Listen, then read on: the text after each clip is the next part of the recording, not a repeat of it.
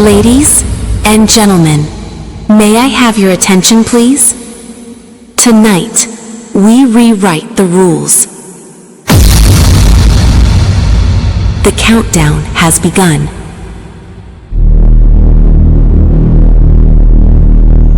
The show starts in 10, 9, 8, 7, 6, 5, 4, 3, 2, 1.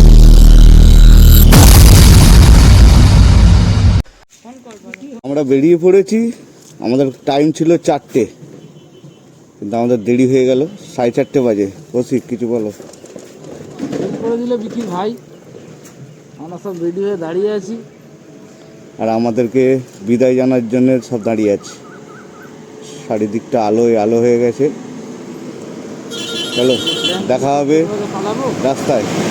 আছে আমাদের পুচুদা, এখন আর পুচু বলা যাবে না, এখন সানিদা। চলো, দেখা হবে রাস্তায়। বল। হ্যালো বন্ধুরা, আবারও নতুন একটা ব্লগ নিয়ে চলে এলাম তোমাদের সামনে। আমরা আজকে রওনা দিচ্ছি সবাই মিলে উড়িষ্যার এক সুন্দর গ্রাম, যার নাম হচ্ছে বারিপাদা। আমাদের এবারের ট্যুর জার্নিতে আমাদের সাথে আরো অনেকেই রয়েছে। আস্তে আস্তে সবার সাথেই আলাপ করাবো। আমরা ঘর থেকে বেরিয়েছিলাম ওই 4:30টার দিকে, আর এখন কিন্তু আমাদের সাথে সবাই আছে। তবে মাঝখানের রাস্তা থেকে আমরা আরেকজনকে পিক আপ করবো, আমাদের বাইক রাইডারের আরেকজন মেম্বারকে। তোমরা ঠাকুরের কাছে প্রে করো যাতে আমাদের এবারের যাত্রা শুভ হয়। তো তেল ভরে বেরোচ্ছি এবার আমরা ফাইনালি ডিজিতে তেল ভরে নিলাম। এবার একদম সোজা দেখা হবে কোলাঘাটে গিয়ে। চলো, কোলাঘাটে গিয়ে দেখা হচ্ছে। তার মাঝখানে কত কি ফুটেজ তুলতে পারি দেখাচ্ছি আপনাদের। চলো।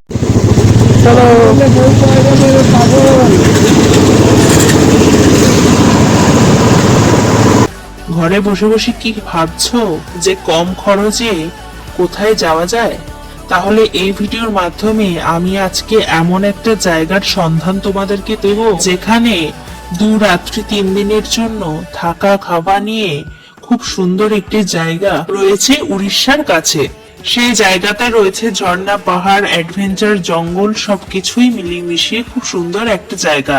যদি বাইক নিয়ে অ্যাডভেঞ্চারের মজা নিতে চাও তাহলে অবশ্যই এই জায়গাটি আপনাদের লিস্টে রাখবেন। আপনাদেরকে ছোট করে পার্ট 1-এ সমস্তটাই ডিটেলস বলে দেওয়ার চেষ্টা করব, তবে ওই জায়গার সম্পর্কে আপনারা পার্ট 2-তে দেখতে পাবেন সমস্তটা। ফুল টিম এখন দাঁড়িয়ে আছি। একটা নতুন বাইকার জয়েন হলো আমাদের। ভিডিওটা শেষ অবধি দেখার অনুরোধ রইল। ভিডিওটা ভালো লাগলে অবশ্যই লাইক, কমেন্ট, শেয়ার করে আমার ইউটিউব চ্যানেলকে ফলো করতে ভুলবেন না। এবং আমাদের গাড়ির চাকা এখন ছুটে চলেছে হুগলি সেতু ব্রিজের ওপর থেকে। এখন বাজে 5:30। আমরা এখন সাঁতরাগাছি পার করছি। চলো।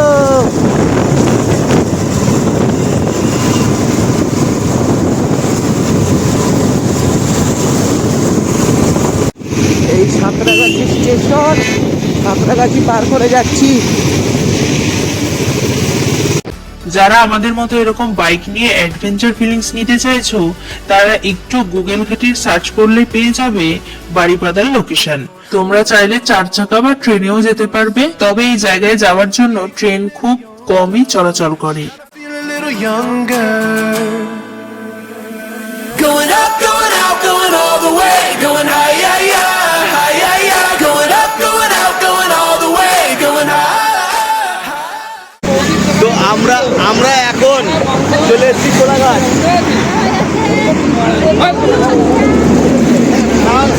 আমার নাম শান্তনু, সৌরভ, বিকি, কৌশিক, আমাদের পুচকু, ঠিক আছে, টুকাই সবে নতুন বিয়ে করেছে। টুকাই তো উত্তেজনা হাই হাই, মানে এরাও মেরা করে চলে যাচ্ছে, মানে কাউকে দেখছে না। তো দেখা যাক, গিয়ে দেখা হবে তোমাদের সাথে কোলাঘাটে। Going all the way, going up, going all the way, going up, going up. আমরা এখন সবাই দাঁড়িয়ে আছি কোলাঘাটের একটা সুন্দর ধাবাতে। এখন এখানে কিছু ব্রেকফাস্ট করে নেব। ফাইন আছে, সিঙ্গেল ফটো তুললে ফাইন আছে।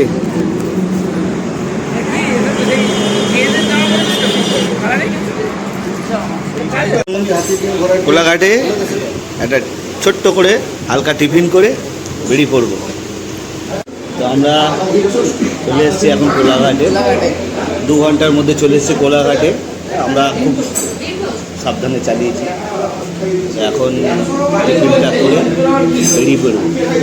যারা যারা পুরো ভিডিও দেখতে চাও, নতুন জায়গা বাড়িপাদা, সঙ্গে থাকলে পুরো ভিডিওটা দেখতে পাবে, ঠিক আছে? তো কোলাঘাটে এসে আমাদের টিফিন কমপ্লিট হলো। এখন আমরা যাবো ডাইরেক্ট দেখা হচ্ছে মাঝখানে আর কোনো নেই। চলো ডাইরেক্ট ব্রেক হলেও দেখাবো তোমাদেরকে। আরো একটা কথা বলে রাখি, গুরুত্বপূর্ণ, এই জায়গায় বর্ষাকালে কেউ বাইক নিয়ে আসার চেষ্টা করো না, কারণ এখানে যেহেতু খুব ঘন জঙ্গলের রাস্তা, তাই রাস্তা কিন্তু বাইক নিয়ে যাওয়ার জন্য খুব ক্ষতিকর হতে পারে। একটা বাইক রাইডারই জানে যে এই রাস্তার মূল্য কতখানি। সত্যি এই রাস্তা দেখলেই মনটা বাইক রাইডারদের জুড়িয়ে যায়। শিমলিপালের বুক চিরে এই পথ, আর সেই পথ থেকে আমরা বাইক নিয়ে আমাদের গন্তব্যের দিকে পৌঁছানোর চেষ্টা করছি। আর আমাদের মনে হচ্ছে যেন শিমলিপালের সেই ছোট ছোট গাছপালা আমাদেরকে ডাকছে। তোমাদের জন্যই এতক্ষণ অপেক্ষা করছিলাম।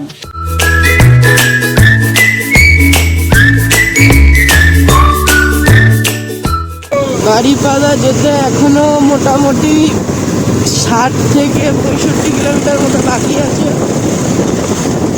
তো টোল গেটটা পার করি।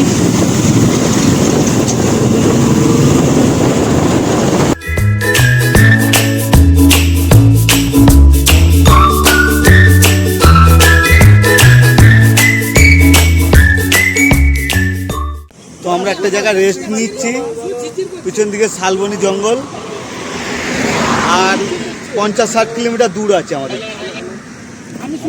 আমরা বরিপাদা থেকে মোটামুটি 25-30 কিলোমিটার মতো দূরে আছি। আমাদের মাঝখানে একটা 5 মিনিটের জন্য ব্রেক নেওয়া হয়েছিল। সবাই ওরা আগে বেরিয়ে গেছে, আমরা বেরোচ্ছি। তার মধ্যে আমরা যে ওয়াকিটকি কথা বলছিলাম, একজনের ওয়াকিটকি হারিয়ে গেছে। সে বিরাট ব্যাপার, সে আবার গেছে খুঁজতে দেবে। তারা এখন আগে যাচ্ছে।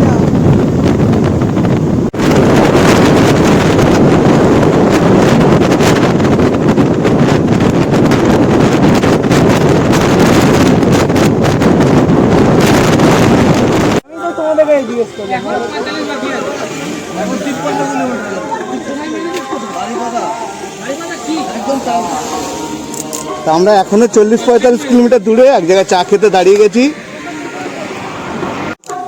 কোথায় এসছি কৌশিক? এই জায়গাটার নাম কোথায়? ঝাড়গ্রাম।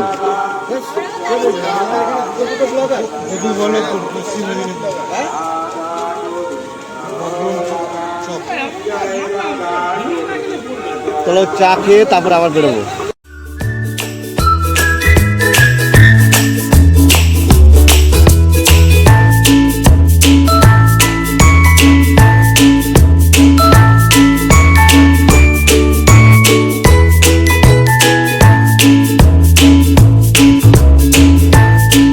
আমি মনে করি জীবনে বেঁচে থাকতে গেলে মাঝে মাঝে একটু ঘুরতে বেরিয়ে পড়া উচিত। টাকা পয়সা তো কত দিক থেকেই না আসবে, খরচাও হবে, কিন্তু খরচার ভয় করলে হবে? জীবনটাকে তো একটু উপভোগ করতে হবে, আর তার জন্য বেরিয়ে পড়তে হবে সুন্দর সুন্দর অ্যাডভেঞ্চার জায়গায়।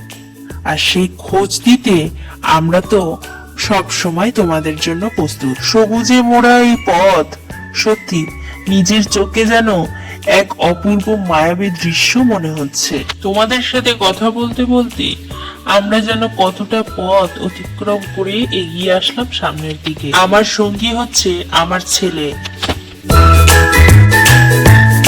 তো আমরা এখন এসে গেছি হোটেলে। এখন প্রোগ্রাম হচ্ছে কোথায় যাওয়া হবে। মিলি এই হলো আমাদের হোটেল, সবাই আমরা শুয়ে পড়েছি, রেস্ট নিচ্ছি আর আছে প্রোগ্রাম সেট হচ্ছে কিভাবে যাওয়া হবে। আমরা তো হোটেলে চলে এসেছি আর হোটেলে আসার পর বেরিয়ে পড়েছি আমাদের দুপুরের খাবার নিতে। আমরা এখানকার স্পেশাল বিরিয়ানি নিতে চলে এসেছি। তবে আজকের মতো আমার এই ব্লগটা এখানেই এন্ড করছি। আবারও দেখা হবে তোমাদের সাথে পার্ট 2 নিয়ে। তবে কথা দিচ্ছি পার্ট 2 তে আরো ভালো লাগবে তোমাদের এই বাড়িপাদার সুন্দর সুন্দর দৃশ্য দেখতে। তার জন্য চোখ রাখতে হবে আমার ইউটিউব চ্যানেলে। ততক্ষণ অবধি সবাই ভালো থেকো, সুস্থ থেকো, চলো টাটা।